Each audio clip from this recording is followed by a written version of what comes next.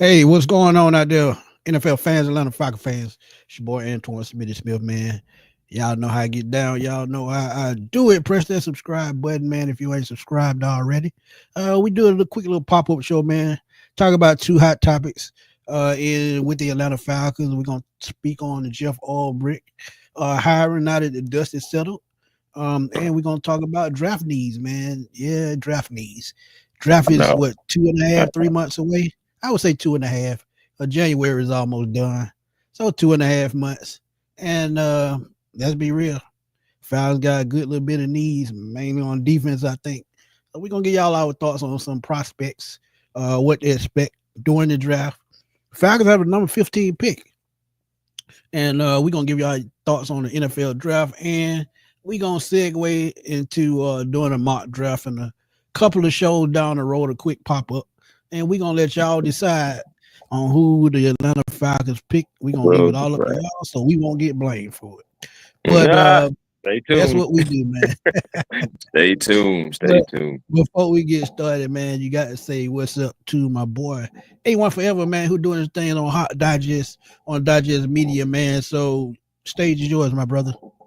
Hey, what's going on, everybody, man? Like Smitty said, quick pop-up video for you guys, man. Talking Atlanta Falcons football, of course. Yes, like you said, man, come over to Hawks Digest. All you gotta do is just go into YouTube. You know what I'm saying? Hawks Digest. You know what I'm saying? It'll pop right on up, man. Me and Walter Pollard, man, we're over there killing it, man. Just growing the page and trying to get over 1,000 subs and beyond over there. Still doing my thing at A1 Forever. That's always going to be number one as well. But yeah, man, just been busy lately trying to get everything together and other things too behind the scenes. But it's great to talk Falcons football. Be back in here. Shout out to the chat. Shout out to everybody who's coming in, everybody who's going to view it. And like Smitty said as well, man, in a little bit, man, this is right now. It's kind of like a setup for the mock draft we're going to do. And, so you guys are going to decide who the Atlanta Falcons are going to draft. Stay tuned to that because that'll be coming soon. But let's get into it, Smitty. Yeah, man, let's get into it right quick, man. This is what we're going to talk about first. We're going to get y'all reaction to the Jeff Ulbrich hiring. Tell me how y'all feel about it. Now that it's just unsettled just a little bit, we can talk about it without, people losing their mind because a lot of people was in the comments under my reaction video.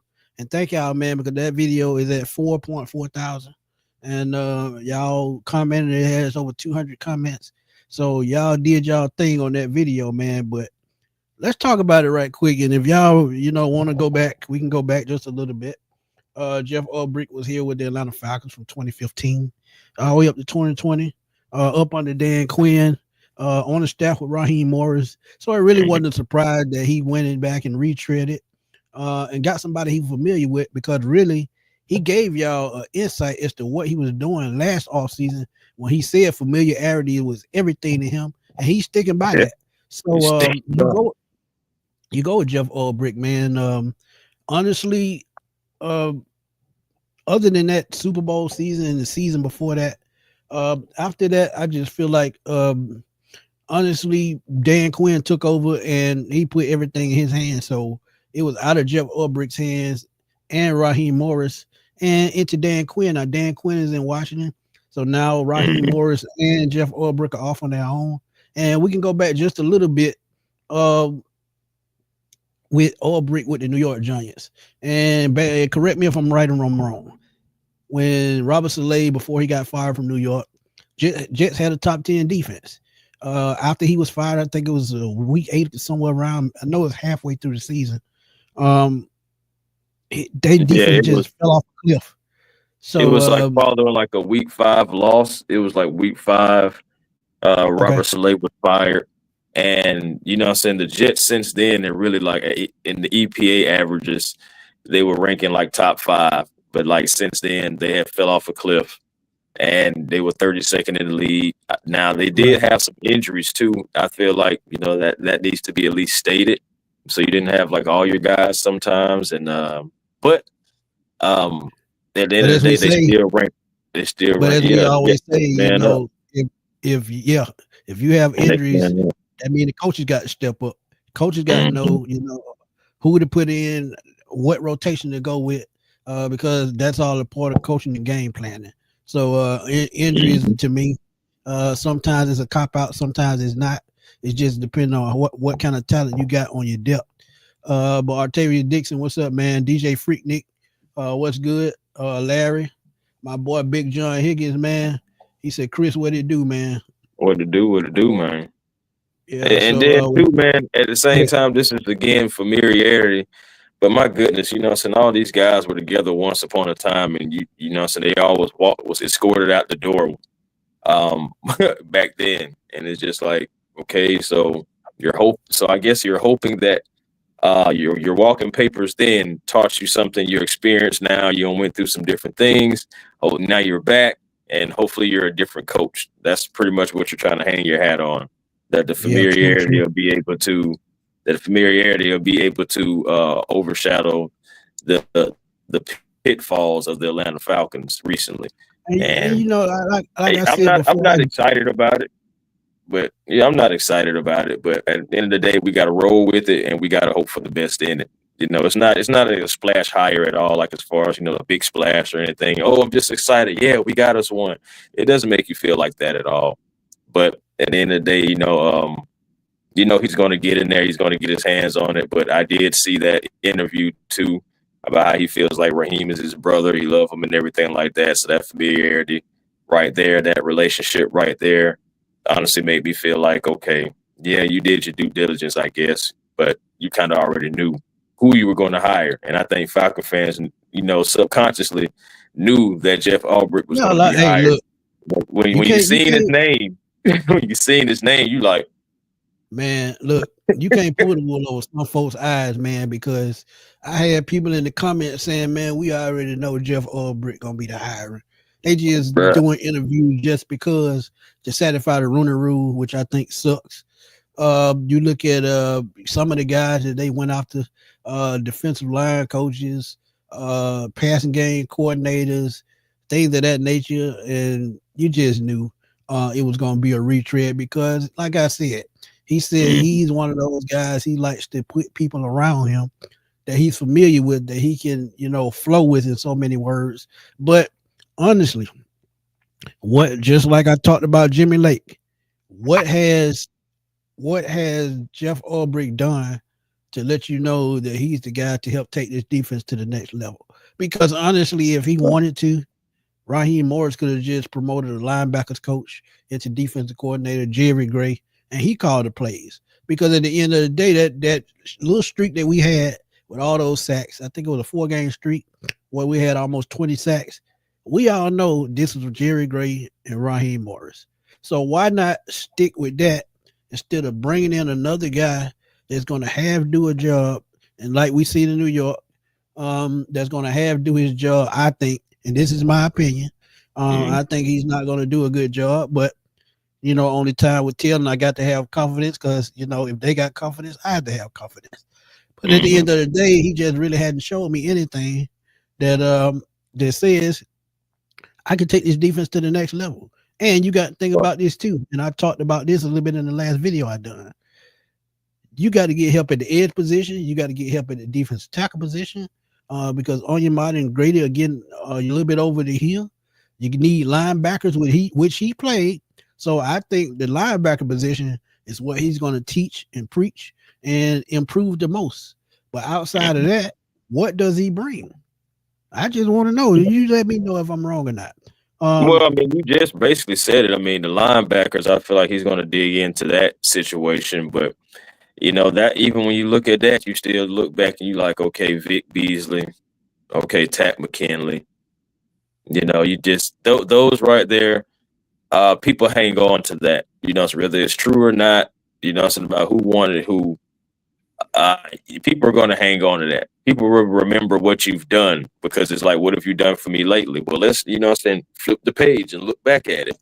right. And we're trying to see if you're going to be able to learn from those mistakes and to be better from them. I'm not so sure. It's really honestly, I'm about to start walking around with a shirt saying "Prove it" because that's where I'm at with the whole defensive coordinator hiring. I'm at the point where I feel like Jerry Gray they want Jerry Gray right where he's at. So there's no promoting What from what within. I don't think that he's the answer for them. So that's just my opinion. I just don't feel like they feel like he's the answer as far as to take over But the entire you defense. talking about a knowledgeable guy that's been in the NFL nearly 30 years, and you mean to tell me, he been there over 30 years because he played in the late 80s, early 90s, so he's been in the NFL over 30 years coaching. But you mean to tell me a guy with that kind of experience, and we look at him as one of the best defensive coordinators of the early 2000s, and you mean to tell me he can't come up with a game plan? And we all know, like I said, with that stretch that the Falcons had, we all know he had his hand on it because you could tell how they was playing and how they were lining up. They played more aggressive. They were more creative in moving guys around, such as Caden Ellis, J.D. Bertrand, the rookie, was even playing well. So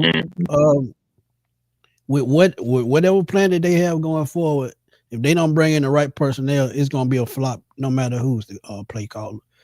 That's just the way I see it. So change my mind if I'm wrong. This is also an opportunity for Jeff Ulbrich to, I guess, everybody says, oh, this is Robert Saleh's defense. They say that they were right here as far as like making the defense, but a lot of people beg to differ. So with him, man, with Ulbrich, this is his opportunity to come back to Atlanta and show that he has evolved. He does know how to scheme a defense. I believe we're going to a 4-3, back to a 4-3. Now, because we was interviewing a lot of 4-3 scheme defensive ends, for defensive coordinators, and everything. So, again, back to it, bro. I'm not excited about this at all. I'm really having to conjure up the energy to really just be behind it. Honestly, but of course, it's all about the logo, though, man. I have to trust, what they're doing and, give the guy a chance. I mean, that's my obligation as a fan. But as a guy who's, been studying the game for a while, it's just not a flashy hire with me. I feel like guys like Steve Wilkes would have been a better hire simply because it's a new voice in the locker room. See, one thing about this hire that I think another thing that people don't think about is a lot of the players in the locker room, still a good little bit of them, they know Jeff Ulbrich. They know what to expect from him. So it makes their job just a little bit easier with studying, filming, and, scheming and all that. So I get that part. But at the same time, as we all know, sometimes a voice can get stale. And that's what I'm worried about. How stale will that get? Will it get stale quickly? Will they follow through with it? And will they just buy into it? So that's what we got to wait and see. And CJ Hill says Ulbrich is a solid coordinator. Yeah, he might be a solid coordinator, but I just feel like we needed a fresh voice in the locker room. And as I told y'all on the shows during the season, I feel like Raheem Morris should have got a coordinator that could challenge him as a coach. And what I mean by that, somebody to give him fresh ideas to push him to make this team be great, because sometimes even the head coach needs a push from his coaching staff to put things in the right perspective, because sometimes the coach does not see things the coordinator see, and it's vice versa. Sometimes Raheem will have to get on them and show them a different way. So it's just so many avenues that you can go down with this topic that I just feel like some questions we just won't get answered. Yeah, I think for me, I mean, Steve Wilkes was definitely on my list as well, but I would like Wink Martindale. I wouldn't mind that, man coverage, blitzing. Of course, he's out of the league, of course, right now. But I would have took that voice. I would have tried something different, just something different. But familiarity, it has been the theme since Raheem has walked through the door. And also, you got to think about this too. Sometimes coaches don't like, hiring a guy that's kind of like the unknown. They will want somebody that is familiar anyway. Somebody that they do have a relationship. Well, not necessarily, because remember, Raheem has worked with Jimmy Lake. He knows Jimmy Lake. I believe they was together back in Tampa. It was the unknown, him coming to the NFL from college. That was the unknown. Right. We all knew the unknown with him, that he hadn't called the NFL defense, and they ended up paying for it. Right, but that's still my homie, and I'm gonna give him a chance. So that's what he did, and he went from one homie to another. It's just this one is just more experience, and he's more familiar with them because it's a more recent experience. They went to the Super Bowl together, right? So it's like familiarity. It's just where Raheem is really staying true to his guns, honestly. And a lot of decisions that have been made, since Raheem has come to the door, you can see that the Falcons are sticking to their guns a lot. And even down to the Kurt decision on, so whether to pull him now or later and everything, to the scheme and everything, waiting until the bye week and then, changing things back at the last game of the season against the Panthers. It's just like, regardless, Right. they've been sticking to their guns and the familiarity of things and giving the chances and giving the opportunities. And as fans, we just got to realize that's our head coach and that's where he's going to go with it. He's going to have the familiar voice, the familiar face. And that's what we just have to look at and be like, okay, Ulbrich has to come in and be better than Jimmy Lake. Yeah. That's really what it is. Can Ulbrich come in and be better than Jimmy Lake?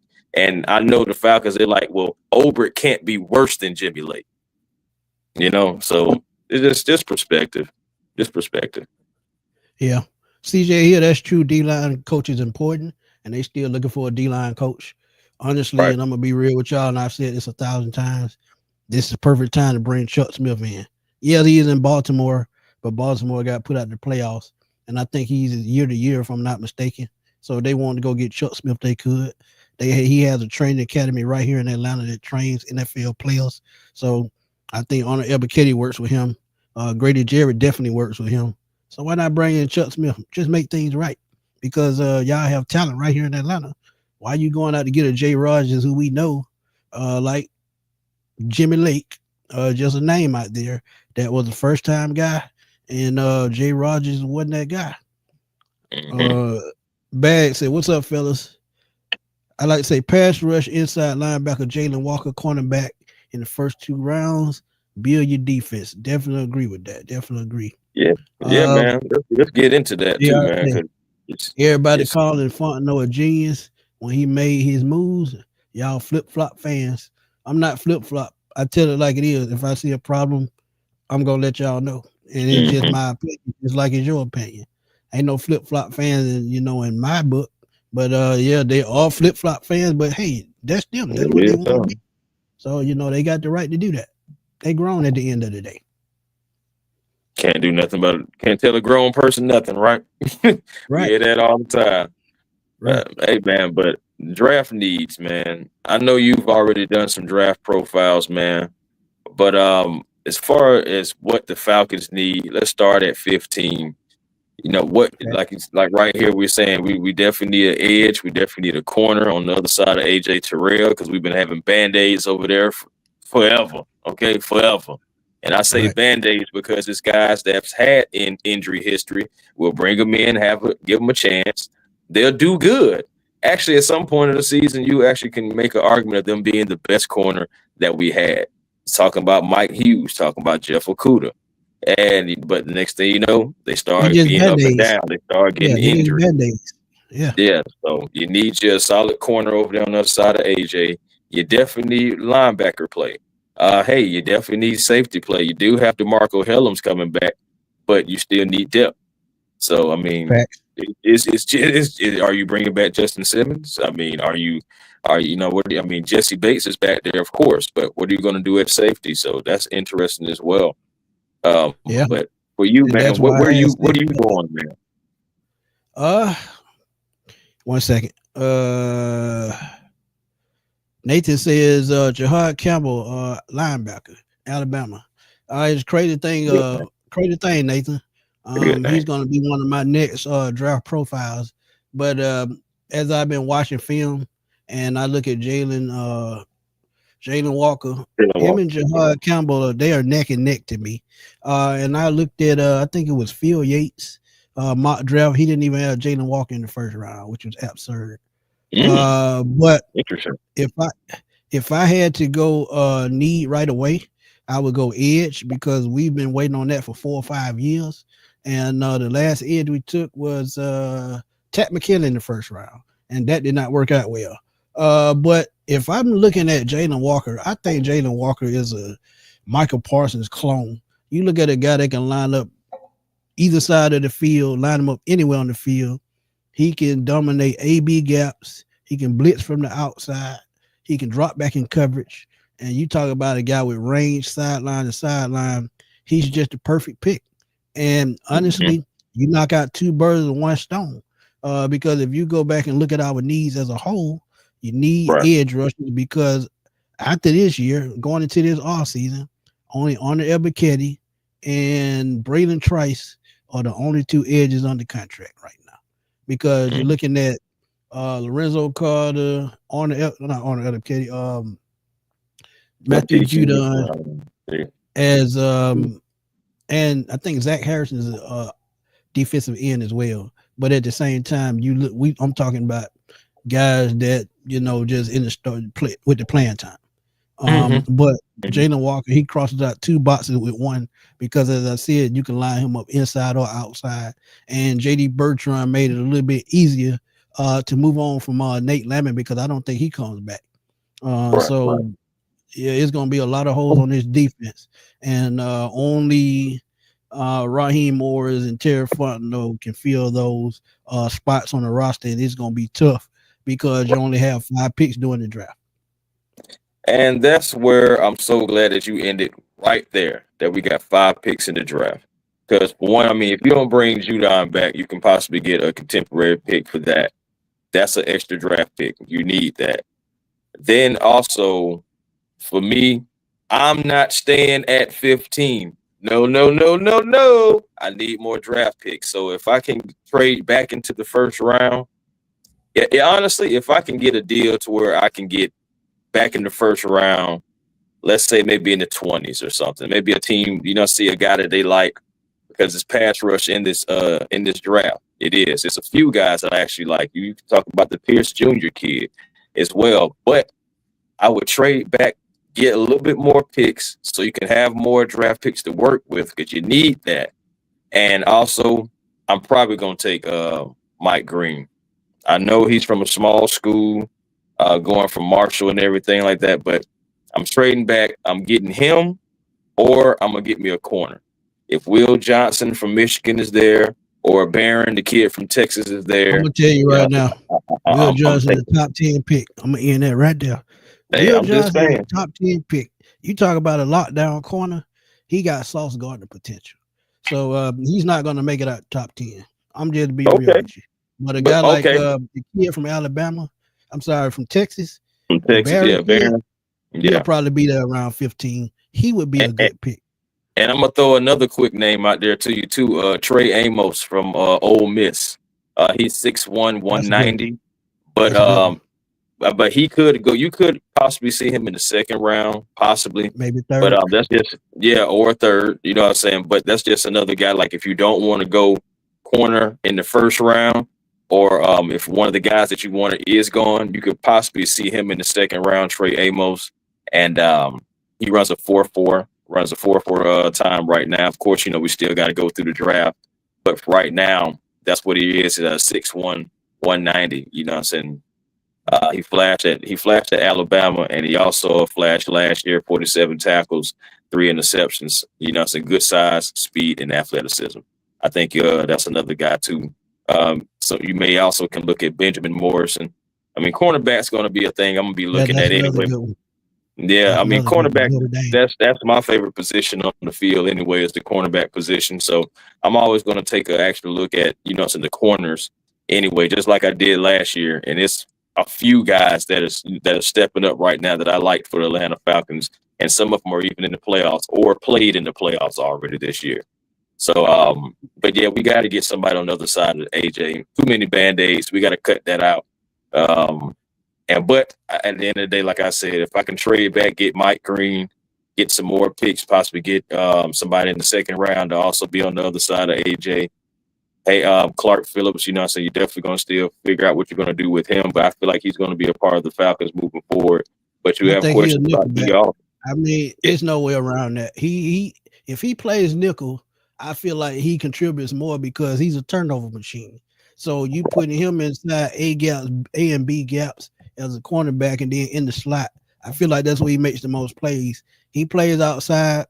He's a little bit undersized, so the taller receivers, they're probably going to beat him. But he gets somebody in the slot that's more his size that he can handle. I feel like that's an advantage for him. But let's go to I'm going to throw out a position that nobody's talking about. And I know my boy Burrow watching, so Let's do it. I already know. Let's talk about it. let's look at the defensive line, man. Defensive tackle, something that we don't want to talk about. And there's one guy that I feel like, and shout out to my boy Ryan from the Birdcage. We talk about this all the time, the zero technique, bringing in that guy to patrol the middle of the defense. And this is where the Falcons can make their money if they're going to go back 2 or 3-4. You bring in a guy like Deon Walker from Kentucky.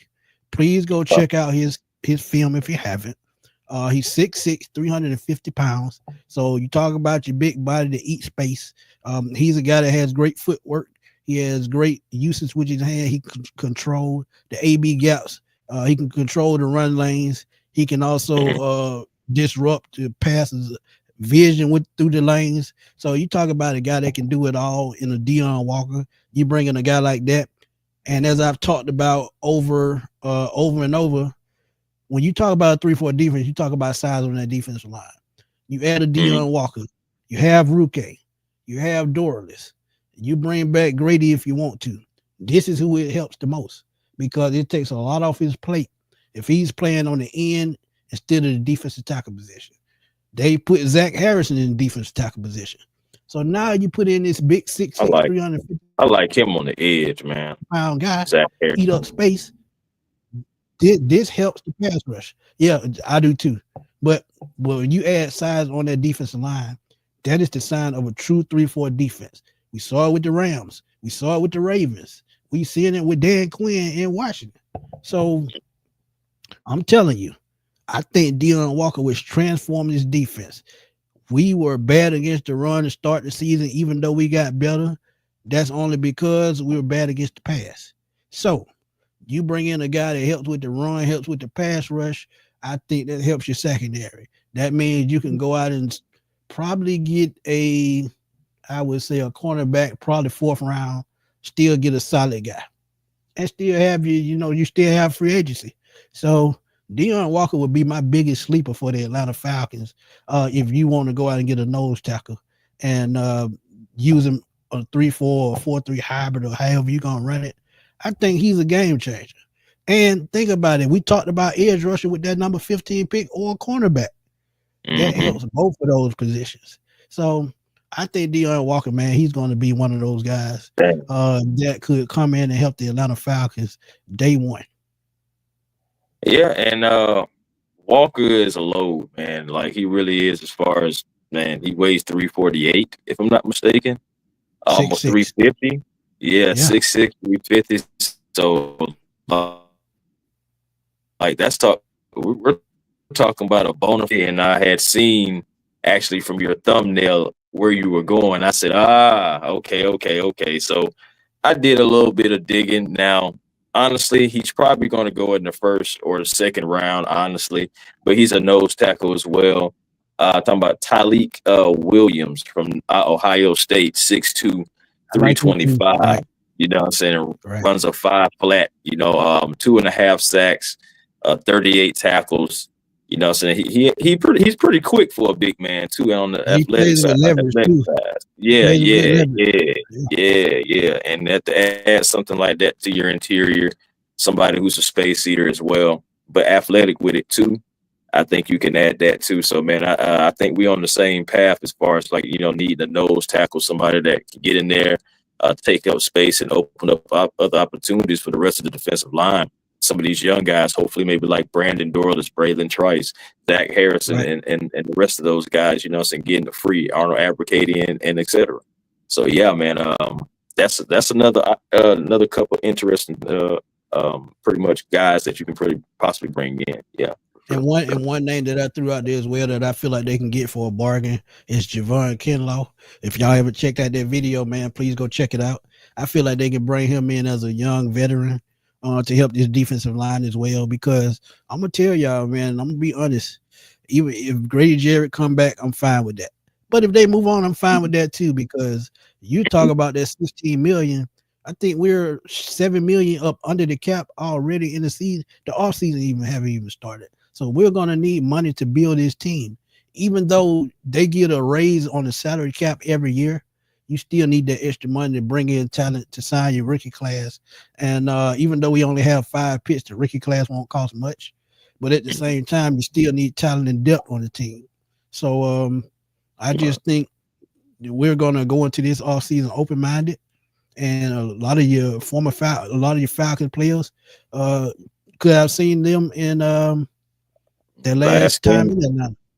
Tyreek David Onyemata is not gone yet, but it's a possibility, even though they won't save anything. I feel like that roster spot, I think it is an $8 million. I think they'll break even, but at the same time, that means they won't have to pay him. So that's how you have to look at that.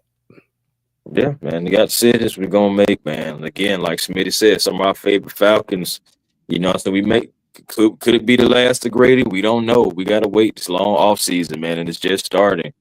David, who's been here, he's been serviceable when he first came in. Last year was kind of more so like a down year.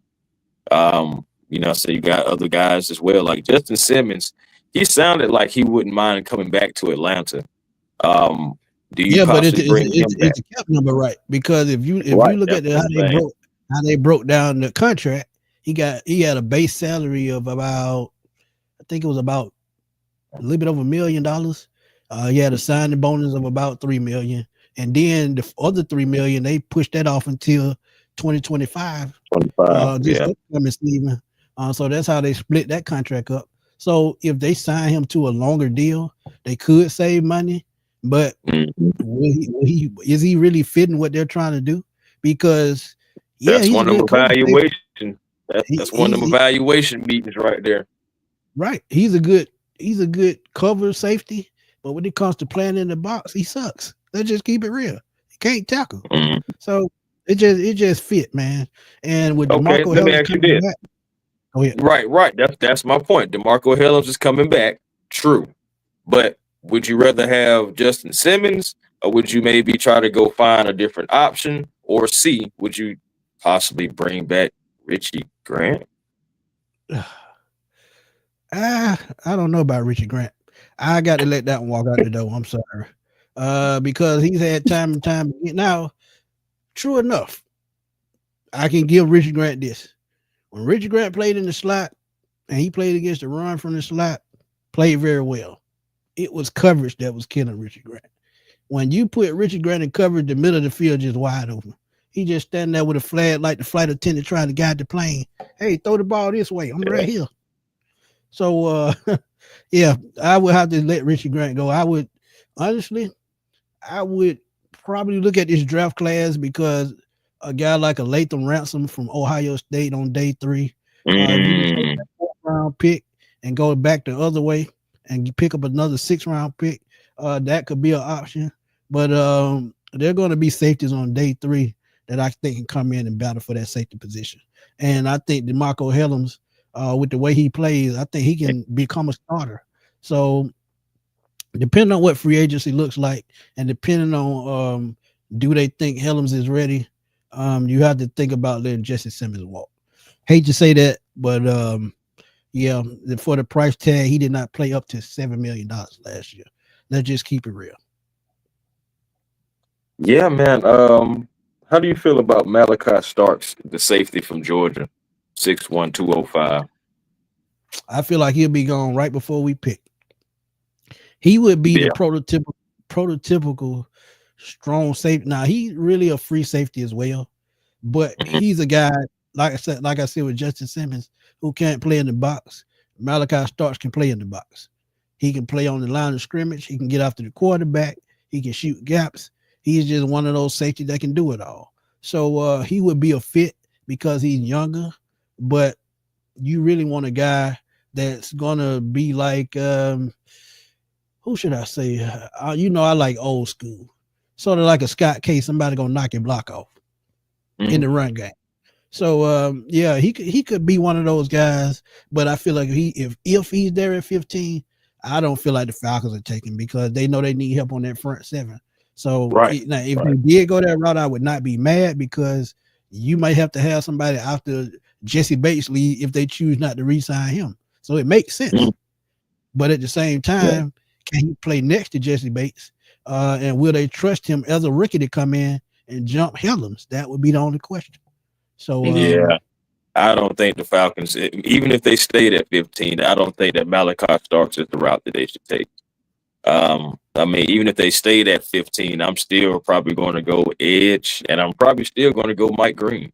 And I know it's not traditional. They're going to say Mike Green is not from a big school, et cetera, et cetera. Man, come on, let's cut the malarkey on that, man. Because if a football player is a football player, no matter where he comes from, we got too many examples of guys coming from smaller schools, HBCUs.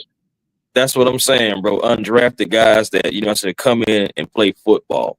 When you're a football player, you're a football player. Similar to like a Daryl Patterson. Remember when he was here? He's a football player. You can put him anywhere. But it's just like, but my point is that, guys, I'm still going to go get Mike Green. The production is there. The athleticism is there. Keeping the pads low. He's bendy. He's shifty. He's athletic. And he goes after the quarterback, something that we need. And you imagine had him on the other side of Arnold Abercady, who is somebody who did, turn it up after the bye. Somebody who is, getting after the quarterback, and would have had 9.5 sacks if 3 of his sacks didn't get called back due to penalties. So I'm just saying, man, I'm going in the trenches. I think this should be an ugly draft. And I mean by going in the trenches, going after a linebacker if you need it, going into the trenches. Just again, getting that edge rusher, getting somebody to be on the other side of AJ. Those should be, the priorities, figuring it out. But I'm going Mike Green or elite, or even if Mike Green is not there, because again, like I said, I trade back and still draft Mike Green, get some more draft picks. But even if he's not there, there's still other pass rushers out there. I agree, Mr. Wallace. Ulbrich would probably try to get Kinlaw here. I can definitely see that. Yeah, I can see that. Last year. And it's a need for the Falcons.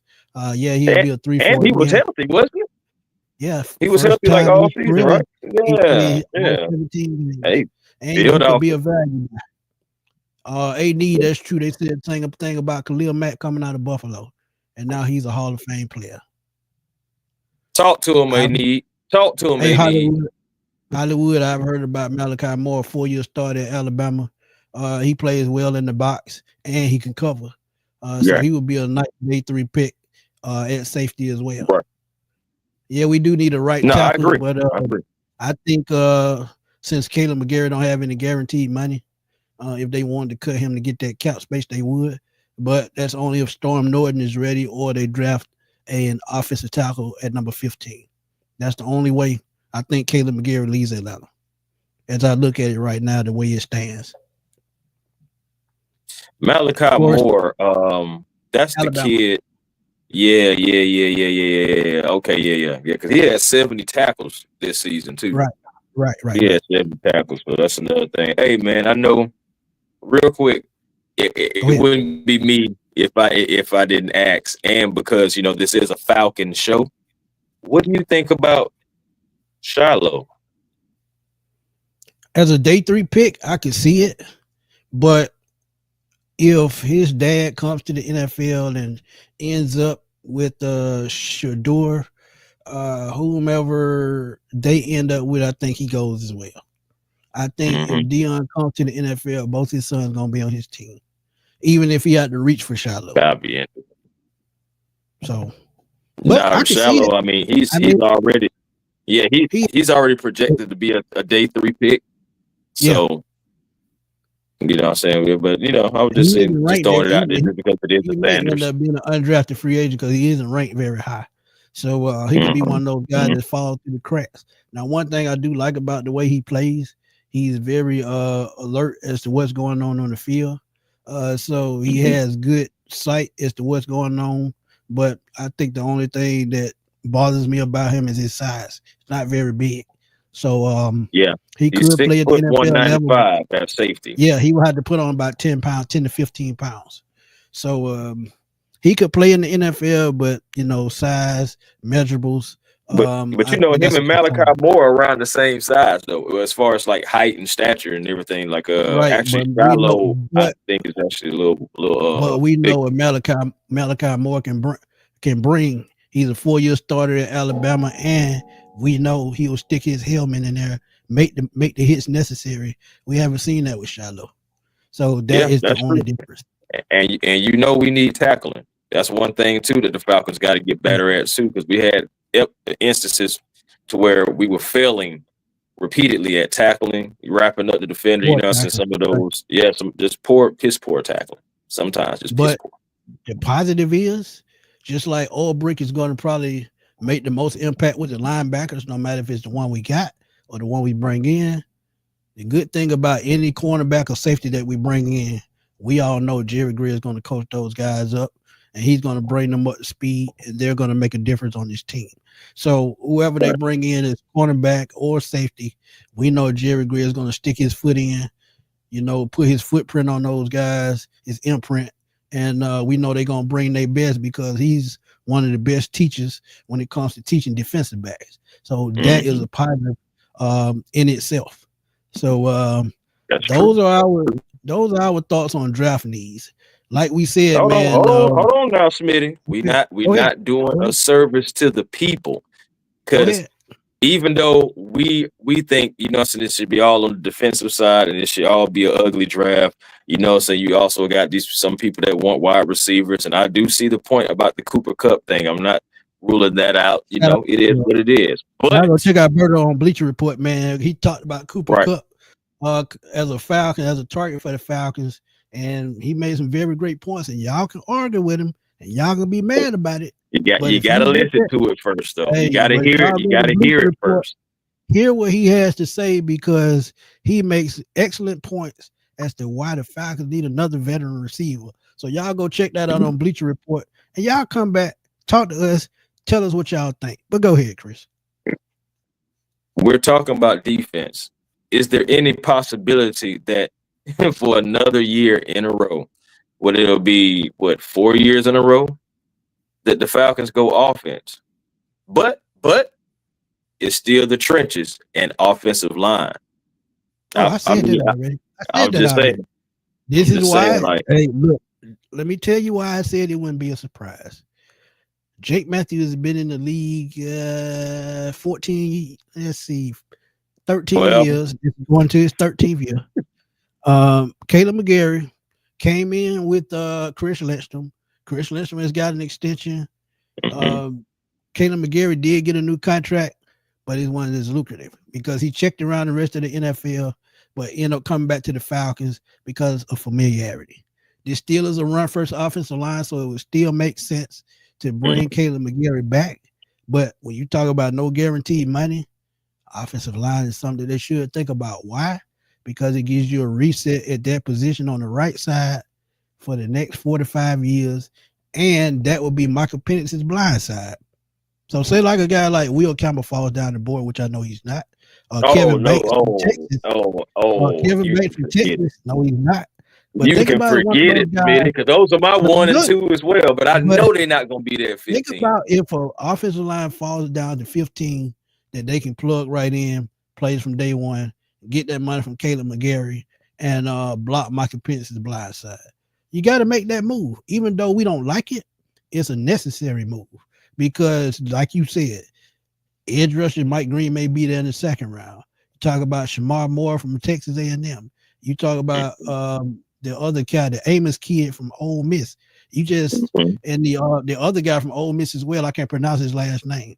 But they have 2 guys in the top 50 as an edge rusher, and you can get one of those guys in the second round, and you build in the trenches and continue to build in the trenches.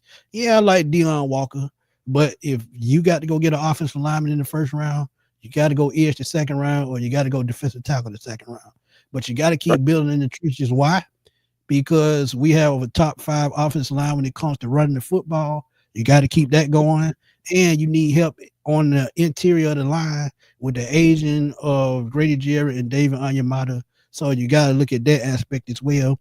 And you short on depth at edge rusher.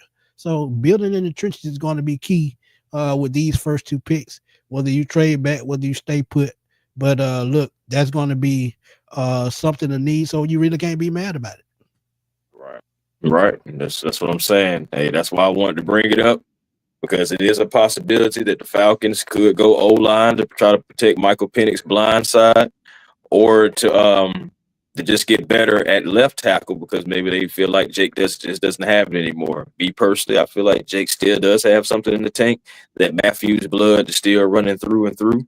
And if you do move on from Caleb, do you see maybe Jake still going to the right side to block for Michael Penix? Now, do you see that? I kind of don't, only because of the run game. Like when we gotta have it, we run to that right side, guys, and that's Caleb and Chris all day long. That is something to think about because he played right tackle at Texas A&M. So right. When they drafted him, he was a right tackle, but they moved to the left side to block for Matt Ryan. He knows the position; he's familiar with it. But he's been at left tackle so long, you don't mess with that. So you bring in another guy through the draft, or you going to trust Storm Norton or another offensive lineman, a free agent, to come in and block that right side. Now another guy that could be a free agent if he doesn't retire is DJ Humphries, who went to Kansas City. He's probably going to be a cheap option coming into the free agent market. And you look at guys like Trey Smith, who is a guard. They can bring him in, flop Bergeron to the outside, and have him play tackle because he's a guy that can play up and down the line as well. So it's so many ways they can go with that. But do you feel like Bergeron? Man, I don't know, man. I like Bergeron right where he at, though. I don't even want to move. I do too. I'm just saying it's just a thought. I like him at guard as well. I think that's where he fits. But they have two guys on that left side that both can play the right side and they both can play tackle. So and Bergeron is one of those versatile guys, but he fits right in where he is. I agree with that. But do you trust the draft of free agency to fill that right tackle position? If not, we will see McGarry one more season, and I guarantee you in 2026 they will move in another direction. But that's all depends if they want to save that cap money, because I think he's about 11 million in cap space if they decide to move on. So that's 11 million you can move to another position. So it's going to be that's a tough decision, because it's like, do we break up our chemistry with our offensive line by moving on from Caleb now? Or do we bring it back and try to see how does it work under Michael Penix? It's the same thing with Kyle Pitts and all these draft trade scenarios that they've been coming out with. You seen the one with the Bengals, and talking about a day 3 pick for Kyle Pitts. I'm gonna tell you, no, I'm not doing that. I'm not taking a day 3 pick for Kyle Pitts. And the same thing that goes for the other thing, the other rumor. Anything less than a 3rd round pick, Kyle Pitts is a bust. The thing about it is, it is a draft scenario out there to where we trade with the Kansas City Chiefs Kyle Pitts for a 3rd round pick. I'm just saying, I hate to use this pun, but y'all like that? That's going to be on the back end of the 3rd round. That's going to be like a day 3 pick. I'm not taking that. That's going to be a 4th round pick, pretty much. I'm not taking that. So when you out of the top 100, she can just go sideways. Let's just keep it real. When it comes to talent, not saying that a day 3 pick can't make it. It just make it that much tougher, because when you get to the 6th and 7th round, 9 times out of 10, those are developmental players. So anything, I just make it better. You get anything less than a 2nd round pick, Kyle Pitts is a bust. Because he's supposed to be that talent, that top tier talent. We drafted a number 4, and you mean tell me you can only get a 3rd or 4th round pick? Doesn't make sense. If they only give you that, you might as well keep him and see what he can do with Penix. Because actually, if you look at what happened the last part of the year, the last 3 games with Penix, Kyle Pitts was targeted more. So what if he could turn it around? What if you could sign him for a cheaper deal when his contract time is up? Because he's making 10.8 million this year on his 5th year option. His value. I'm just thinking about his value on tape. I'm just saying, like we know what he can be, but I just feel like people are going to, underbid you. They're going to try to fleece you because his production so far. Only thing you can say is he had 1,000 yard season. He got hurt. He came back. but he hasn't even been able to get over 730 yards in a season. Now, of course, it's a lot of football. It's now only one football. A lot of offensive skill players, to go around it. But I'm just saying, guys, like, I feel like you still need to see first of all, the value is not going to be there for what you think you're going to get for him. I think you should go ahead and roll with the kid, man. You've seen what he did in Washington. On fourth down, we had to have it. He went to Kyle Pitts. Kyle Pitts actually shielded off the defender and caught the touchdown on fourth down. I just want to see if Michael Penix make a difference.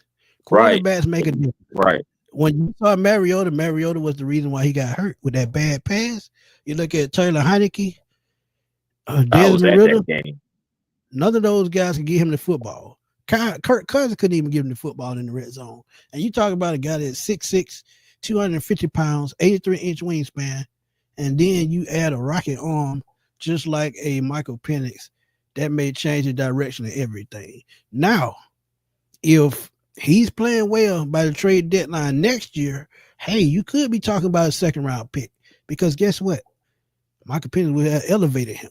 And if Michael Penix elevates him and that draft number goes up to a second-round pick, you got to think about making that deal because you don't want to pay him $12, $13 million a year or more. Because what is he going to classify as? A wide receiver or a tight end? That's going to be tricky. Why? You can't pay him as a wide receiver. But think about it, Chris. Where has he lined up the most? So I know. But I'm just telling you what you can't do. Because that's more money if you pay him as a wide receiver compared to a tight end. If he's classified as a tight end or a hybrid, that's going to be $20 million easily. And are you willing to pay Kyle Pitts $20 million? No. He hasn't put up $20 million production yet. Exactly. Yet. I'm not going to say he's not capable. I'm just going to say yet. Look back at analytics, and he's going to see Kyle Pitts lined up the most in the slot. Mm-hmm. And that could classify him as a wide receiver. Slim, I digress. TJ Hawkinson played very well up with Kirk Cousins. Jordan Reed, when he was healthy, he played well with Kirk Cousins. It's just for some reason Kyle Pitts didn't earn Kirk's trust. Why? I don't know. But he's had success with tight ends. I may be tripping. He did get hurt. But Jordan Davis in Washington, had he been healthy with all those concussions, Jordan Davis would have been the top tight end in the NFL easily. Yeah, I mean, that's good, man. Right quick, man. Tropical Sips, man. Y'all go check them out online. They sent me some gear. The Tropical Sips. When I get a chance, I'll promote it on the show. But Tropical Sips, you need like some tea or something, man. I don't drink coffee, man. You can need some tea or something. Man, you don't drink coffee. What? Yeah, man, I don't drink coffee, man. I don't know where I get I get my energy from God, man. I don't know. I just it just happens. I don't even drink. The last time I've even tasted coffee, the last time I've even tasted coffee, I was 23. So, and I'm like, and I'm in my 30s now. So that was just about 20 years ago. Then I'm just fucking. Nah. He says, keep Pitts for Penix. The value may be in trade Algier, and some GMs may call about AJ. I think AJ is safe. AJ is not going anywhere. When he signed that contract, he's going to be here at least 3 years, unless they get a top 5 pick for him, and I don't see that happening. They say they got T, Chris. So find them on.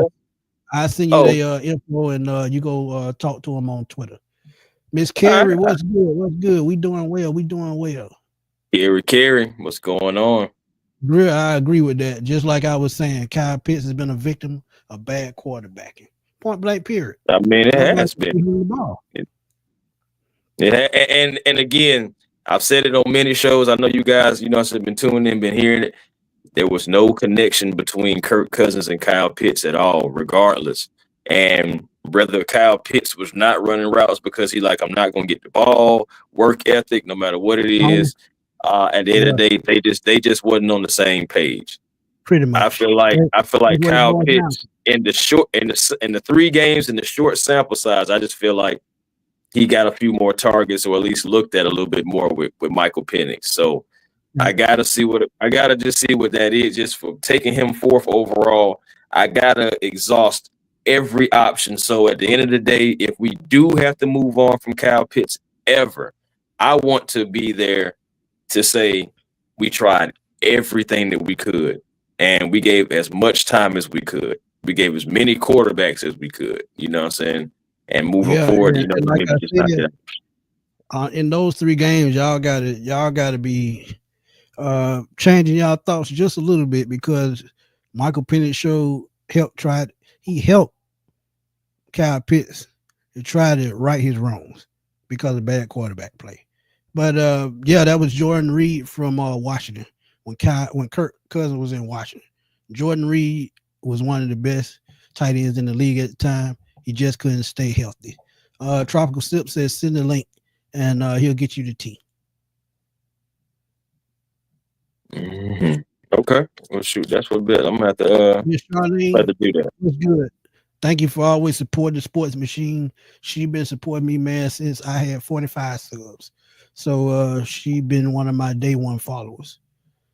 She said, I wonder what the excuse for Kyle Pitts will have this season. Won't be no excuses, because this is the last chance. Mm-hmm. Do y'all think we drafted Clemson or a Notre Dame defender? What's that cornerback name you call from Notre Dame? You said what now? The cornerback from Notre Dame. Oh, Harrison, right? Yeah, I believe so. Yeah. Mm-hmm. Benjamin Harrison, I think it is. Benjamin Harrison. Yeah. Yeah, so he could be a late 1st round, early 2nd round target. Clemson has a linebacker named Barrett Carter. I think they should look at if they trade back down in round 2 and pick up extra picks. Barrett Carter could be a guy late day 2 or day 3 that they could look at. So they could draft a Notre Dame or Clemson defender, and Clemson is one of those pipeline schools for the Falcons because Grady Jarrett and AJ Terrell, former Clemson Tigers, so that's a pipeline school for them. So okay, real quick question before we get up out of here. Okay. And without any explanation,